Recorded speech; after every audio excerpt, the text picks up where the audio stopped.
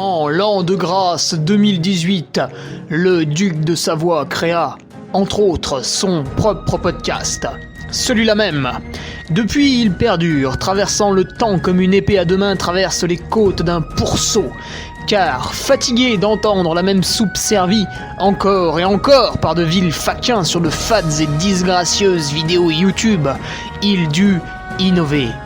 Proposant sa parole, parfois grossière, parfois téméraire quelque peu, incisive mais toujours issue d'un vécu, le duc, sur un format plus ou moins long que lui seul décide, en tant que monarque, traite dans son infinie bonté d'une questionnette qui te taraude.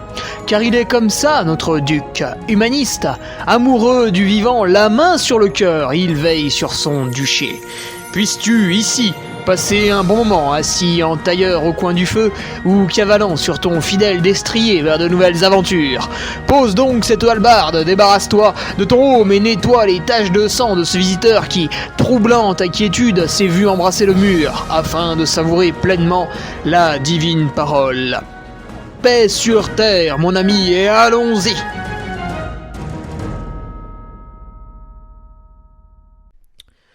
Et bonjour tout le monde, alors on se retrouve pour le podcast numéro 191. Question de Benoît Villebonnet. Je suis en échec sur mes séances de côte, que faire? Donc déjà on va tous huer Benoît. Attention, 3, 2, 1. Ouh. Voilà. Non, alors on va détailler bien sûr tout cela avec le cas typique du coureur de plaine qui se met au trail et qui du coup manque un peu de muscles, tout ça. Et c'est marrant parce que moi j'ai plutôt le problème inverse. Bref, on va voir tout ça.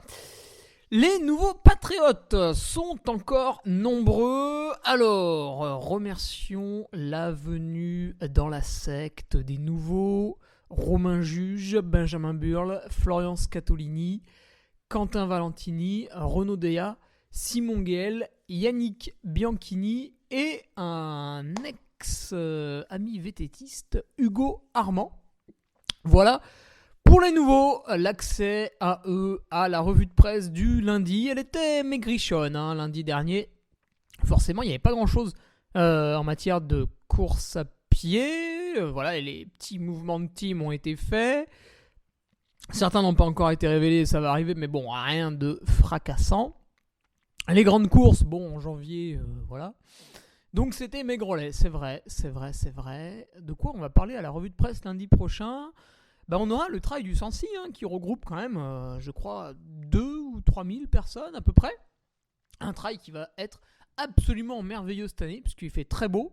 Il y a de la neige sur les sentiers, donc a priori, les concurrents vont quand même vraiment se régaler. Voilà, trail que j'avais fait en 2020, une des dernières courses avant l'ère Covid, qui nous casse bien les burnes depuis. C'était un bon moment. C'était déjà un très très bon moment.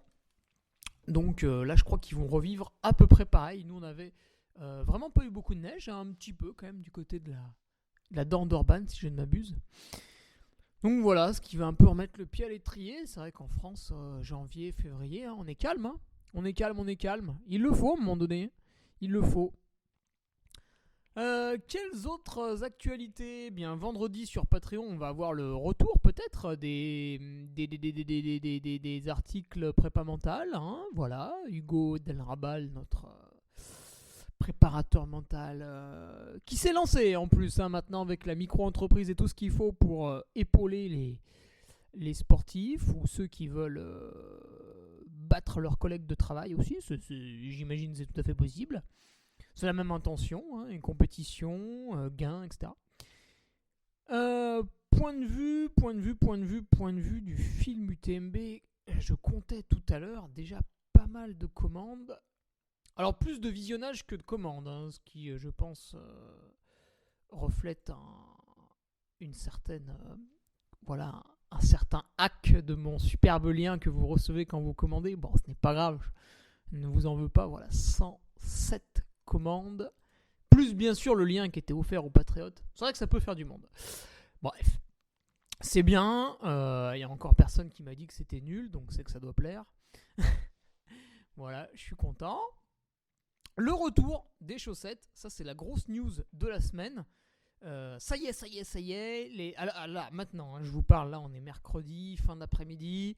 Les chaussettes, elles sont faites dans la semaine. Donc moi je les reçois la semaine prochaine. Voilà, le temps que le petit camion vienne jusque chez moi. Semaine prochaine, lundi 17, voilà, donc je les reçois entre le lundi 17 et le vendredi 21. Donc là, les 20 personnes que je n'avais pas pu livrer, vous vous occupez de rien, je vous les envoie. Et puis ceux qui voulaient recommander, eh bien j'en parlerai dès que je les ai dans la main.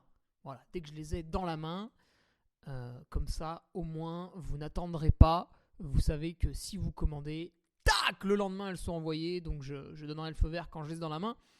Mais voilà, les chaussettes ont été refaites, un certain nombre. Donc voilà, ça va être sympa aussi. Et puis, dernière petite news.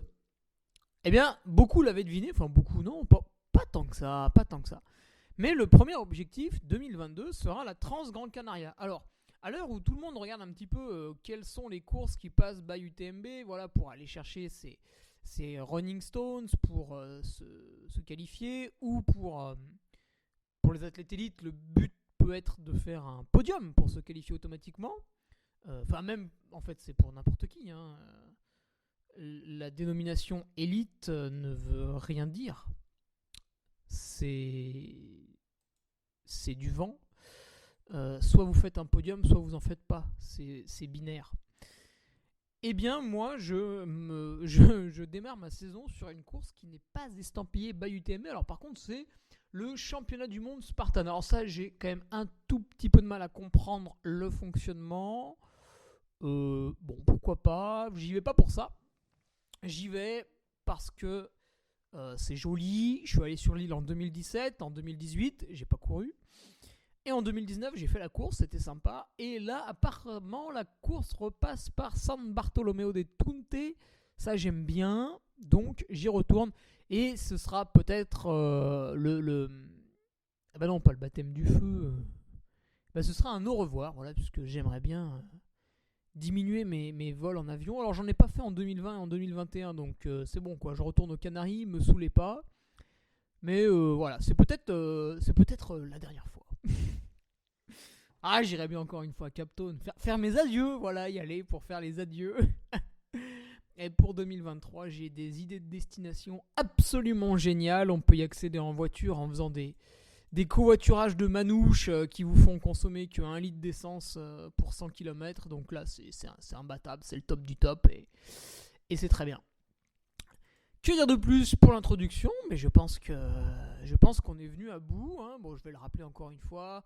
Achetez tous mon film et inscrivez-vous tous au Patreon. Comme ça, je gagnerai beaucoup d'argent. Parce que vous l'avez vu, hein, le prix de l'essence augmente. Et en plus, je me suis fait annuler la semaine dernière une animation. Alors, pas de bol. Des membres de l'organisation ont eu le Covid. C'est vrai qu'en ce moment, tout le monde a un peu cette maladie. Donc, j'imagine que vous, au travail, vous le voyez, hein, avec des collègues absents, vous-même, etc. Et la semaine dernière, pas de bol, c'était des membres de l'organisation. Donc, évidemment, ils ne pouvaient pas organiser. Mais sinon, ça reprend ce week-end, là aussi, en ski. Enfin, ça reprend, ça s'est jamais arrêté. En ski, voilà, petite épreuve pour les jeunes, là, dimanche 16 janvier, que je vais animer gentiment. Que dire de plus? C'est vrai qu'on pourrait faire un podcast qui passe en revue les mesures sanitaires, parce que je vois quand même sur internet, il y a pas mal de coureurs qui sont perdus, ils savent pas ce qu'il faut faire. Pour l'instant, vous avez le droit d'organiser des événements de la taille qui vous fait plaisir. Disons, c'est quoi la limite? C'est 5000 personnes en intérieur. L'enceinte d'un stade, c'est limité à 5000 personnes. Après, est-ce qu'un trail est assimilé à l'enceinte d'un stade? Alors ça, c'est une question que doivent se poser les organisateurs de la Maxi Race. Et de l'UTMB, bien sûr, même si d'ici fin août, on a le temps de voir venir. Je rappelle que l'été, il n'y a pas de virus. Ou très peu.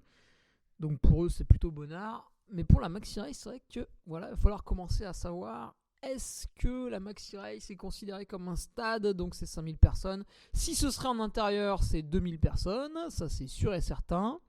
Sauf si la Maxi Race devient un meeting politique. Ah bah non, ça marche pas, c'est après les élections. Là, c'est open bar. Voilà.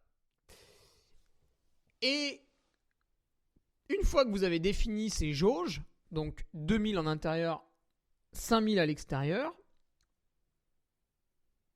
eh bien, vous êtes dans un lieu qui reçoit du public, vous devez contrôler le pass sanitaire. Alors pour l'instant, il est toujours sanitaire. Peut-être qu'il deviendra vaccinal à partir du 15 janvier. Donc là, vous avez les sénateurs qui votent aujourd'hui. Et ensuite, je crois que ça y est, ce sera sur les rails. S'ils ont voté oui, puis ce sera... Enfin, s'ils ont voté non, ils vont être invités à revoter. Mais s'ils ont voté oui, ce sera sur les rails. Et à ce moment-là, c'est tout simple. Vous montrez toujours un QR code, sauf que là, les tests PCR, ça ne marche plus. Donc au final, c'est assez simple à comprendre.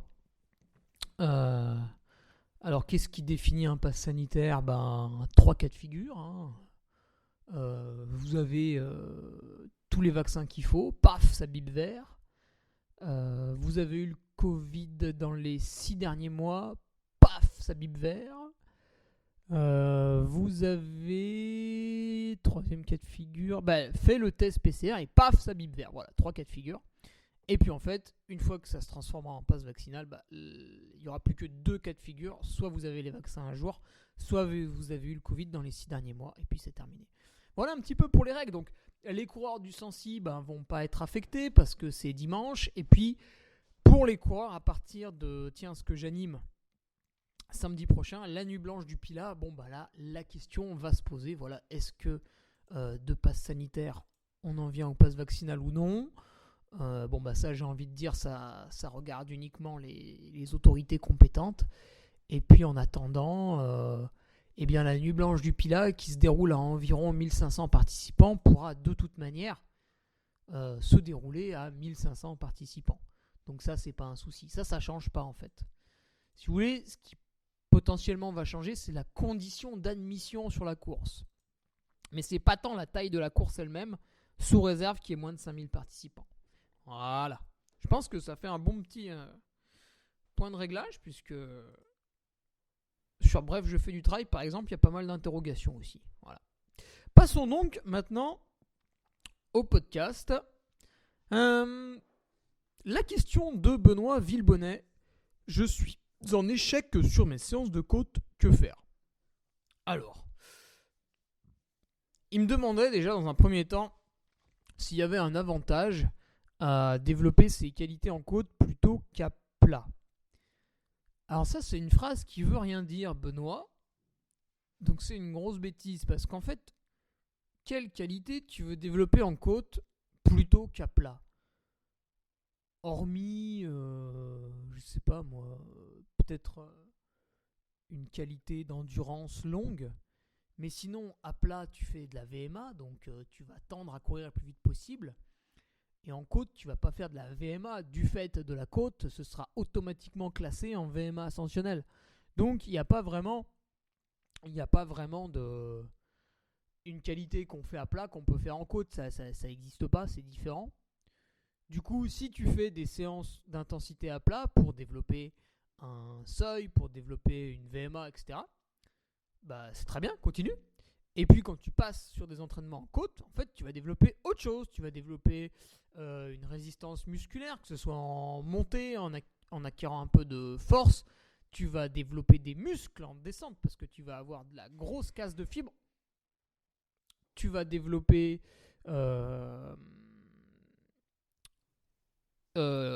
cardio peut-être plus haut quand tu es en montée parce que tu vas te servir un peu plus des bras, parce que tu vas chauffer plus vite, etc. Tu vas développer un seuil en côte, mais ça n'a rien à voir avec le seuil à plat, parce que ton seuil en côte, tu vas le définir. Peut-être que tu peux faire ton cardio à plat et en côte, mais tu verras qu'il y aura une petite différence. Mieux vaut parler d'un seuil en côte avec des mètres par heure, et puis le seuil à plat avec des kilomètres par heure. Tu vois, par exemple, chez moi, la VMA va être à 21, on va dire, quand je fais pas trop de bêtises avant. Et du coup, quand je veux faire un exo au seuil, tac, je fais des pourcentages. Si je veux faire du seuil haut, on va être à 17,5. Si je veux faire du seuil bas, on va être à 16, 16,5, etc. Si on veut faire du tempo, un peu du train, on va être à 14, 15 km/h. Et puis après, donc je ne regarde pas le cardio. Et puis après, quand je passe sur du seuil en côte, là, je le fais quasiment tout le temps dans la même montée. Alors, de temps en temps, un peu pour le folklore, je change. Mais du coup, à ce moment-là, on va parler en mètres par heure. Donc si je veux faire du seuil bas, je vais faire 1500 mètres par heure. Et puis du seuil haut, donc sur des intensités, sur des temps d'effort un peu plus courts, hein, forcément. Là, je vais plutôt osciller, je vais plutôt aller jusqu'à 1700 mètres par heure. Donc au final, je développe entre guillemets du seuil, mais que ce soit à plat ou en côte, c'est pas pareil. Donc déjà, Benoît, il faut bien que tu différencies ça. Toi, tu te mets au trail, là, tu étais coureur plutôt de plaine, route, etc. Tu te mets au trail depuis un petit peu. Le trail, en fait, ça regroupe un peu tout et n'importe quoi. C'est-à-dire, à des moments, tu auras de la route, à des moments, tu auras des pistes forestières, à des moments, tu auras des singles.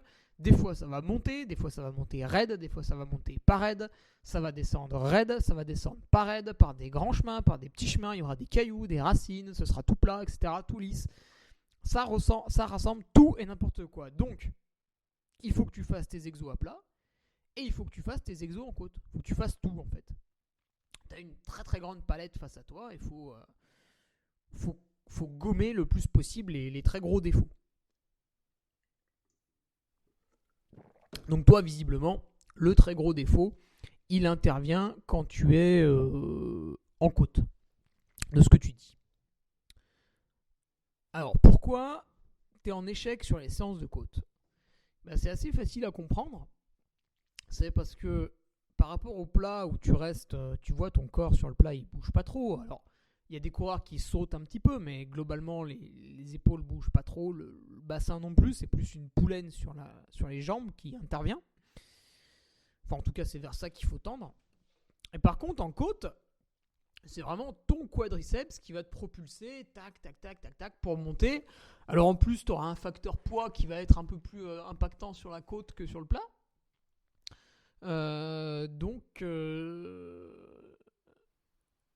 Donc, en côte, voilà, tu as cette musculature, cette endurance de force dans les jambes qui va jouer.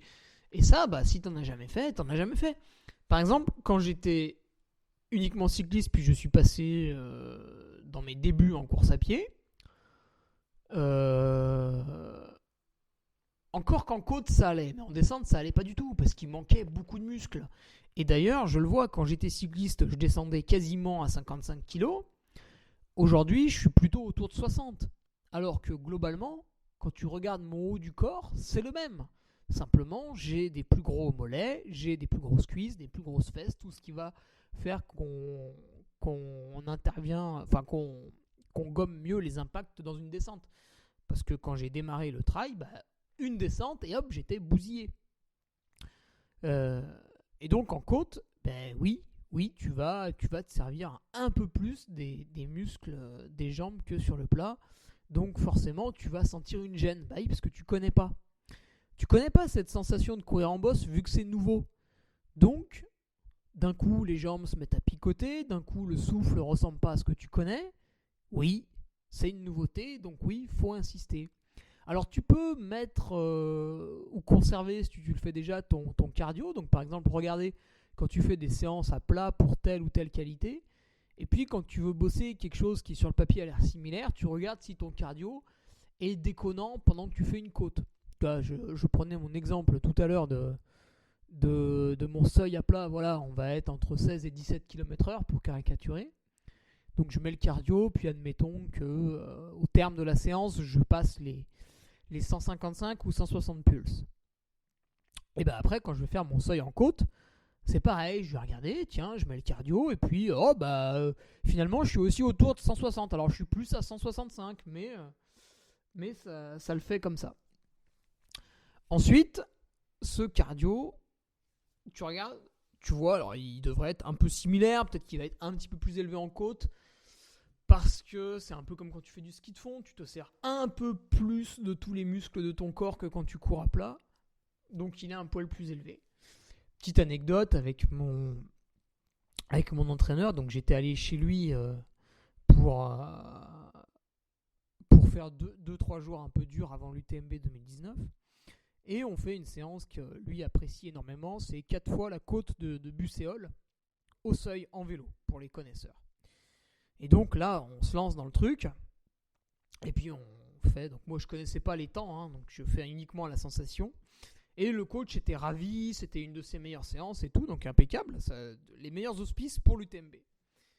Et là, il y avait un mec qui était venu avec nous, qui était entraîné lui aussi par Patrick, qui était un triathlète, un bon triathlète, mais qui s'entraînait uniquement sur du plat d'habitude. Alors, avec le capteur de puissance, il respectait absolument toutes les zones, la PMA, le seuil, tout ce que tu veux. Tout était très bien fait. Mais chez lui, autour de chez lui, sur du plat, etc. Et là, dans la côte, le mec était à la ramasse. Et du coup, ses valeurs de watts n'étaient pas bonnes non plus, en fait. Et il disait, ouais, mais ça pique les jambes. Et oui, parce qu'il n'était pas habitué à faire les efforts en côte. Donc, il y avait une part d'inconnu, déjà psychologique, et puis bien sûr dans les muscles, tu vois, qui découvrent. Parce que voilà, ils vont pas forcer pareil. Par rapport au sol, ils sont pas inclinés pareil, etc. Donc, ça tire pas un peu, ça tire dans tous les sens, tout ça.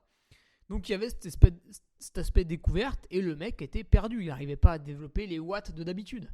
Parce que c'était ses premières fois en boss.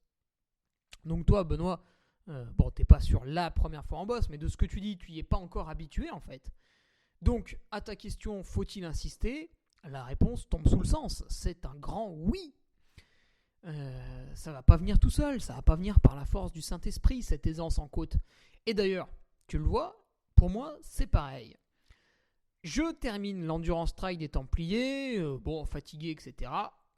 Tac, derrière, on se fait une petite coupure. Donc, petite coupure, qu'est-ce qu'il y a eu ? Voilà, il y a eu du repos. Après, on a remis des petits tours de vélo parce qu'il faisait encore beau, c'était joli. Puis rapidement, je suis remonté sur les skis de fond parce qu'il a neigé tôt, etc.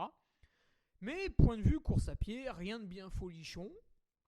Et quand on a voulu se remettre dedans, fin décembre, de manière plus sérieuse pour préparer ces Canaries, à chaque fois que j'arrivais dans une bosse raide, impossible de trottiner, donc de la marche bâton, etc. Et je me suis forcé à trottiner, mais c'était très pénible au début. Et c'est peut-être seulement, tu vois, hier que j'ai commencé à avoir un début de sensation correcte. Donc, bien 2-3 semaines après avoir repris ce petit travail en bosse. Comme quoi, c'est pas non plus parce qu'on a l'habitude qu'on peut pas la perdre. Alors évidemment, plus tu as l'habitude, plus ça revient vite quand tu fais des petites pauses comme ça. Mais pour te dire que, effectivement, courir en bosse, c'est très spécifique. Et celui qui ne le fait jamais ou rarement, ou qui va faire peut-être 3 mois sans dénivelé, à chaque fois, il va retrouver cet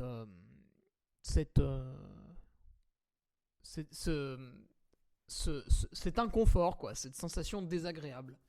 Donc là, toi, tu pars sur le 80 km de la Maxi Race, tu pars sur le 120 km du GRP. Alors, je te cache pas qu'à moins d'être quand même très très bon et de jouer un top 10 et encore, voire même la victoire, tu vas passer énormément de temps à marcher. Tu vas peut-être même marcher dans toutes les côtes. Alors, la Maxi Race, c'est un petit peu piégeux parce que la première, donc la montée jusqu'au Semnoz, elle est pas très raide. Par contre, après, moi j'avais fait 7ème, j'avais pas non plus couru beaucoup. Même après Doussard, j'avais dû trottiner à 2-3 endroits, mais enfin ça restait quand même léger. On était plus sur de la marche bâton. Donc finalement, est-ce que ça va te servir de travailler le trop en bosse à l'entraînement pour tes objectifs d'ultra, on peut parler d'ultra, là, 80 km à la Maxi Race, enfin 85 même. Et 120 au GRP, oui, on peut déjà parler d'ultra, même s'il n'y aura pas une nuit complète dehors. En fait, toi, ce qui va vraiment te permettre de progresser, ça va être de partir certains week-ends, un jour ou deux à la montagne, pour faire de la marche bâton sur des côtes assez longues, de 500, 600, 700, 800 D+. Et là, alors, double chance, tu vas aussi profiter de la descente qui va former tes quadriceps. Puisque il y a une très grande différence entre enchaîner des descentes qui font 100 mètres de dénivelé et faire une ou deux descentes qui fait 800 mètres de dénivelé. Ça n'a rien à voir d'un point de vue musculaire. Il faut faire les deux. Donc ouais, il va falloir que tu passes par ça. Après, évidemment, si d'un coup tu passes de coureur de plaine à je descends 1000 mètres de dénivelé, il va y avoir un problème.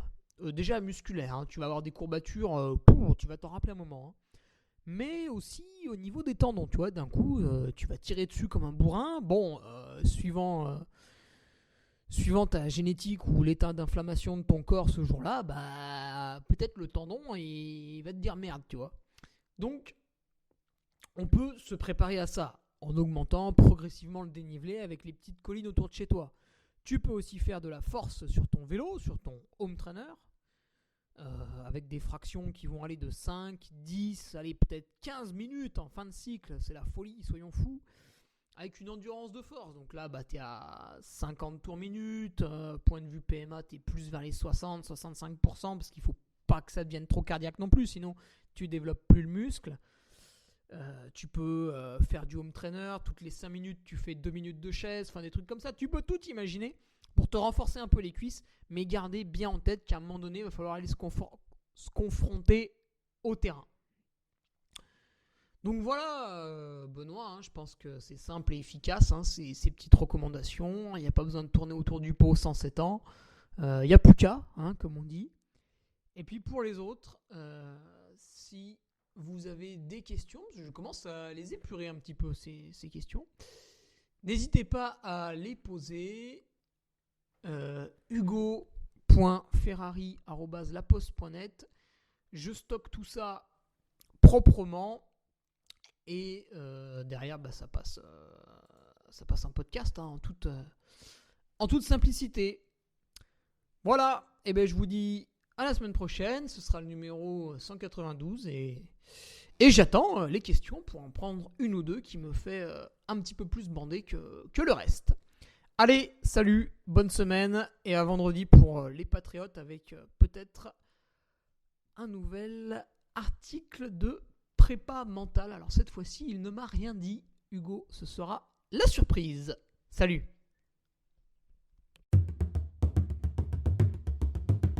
Tu viens d'écouter le podcast du Duc de Savoie. Si tu souhaites approfondir avec de pertinents articles d'éminents spécialistes, rejoins le Patreon. Tu feras ainsi partie, en tant que fidèle patriote, de la très prestigieuse Duke Army. Si l'humour est ton leitmotiv et que tu n'as peur de rien, viens sur l'Instagram. Si tu veux espionner le Duc, car tu es vil et sournois, son Strava est également à ta disposition. Enfin, si tu es vieux, presque sénile et ou débute dans les réseaux sociaux, contente-toi de suivre sa divine page Facebook, les liens sont dans la description. Que Dieu te garde et à la semaine prochaine.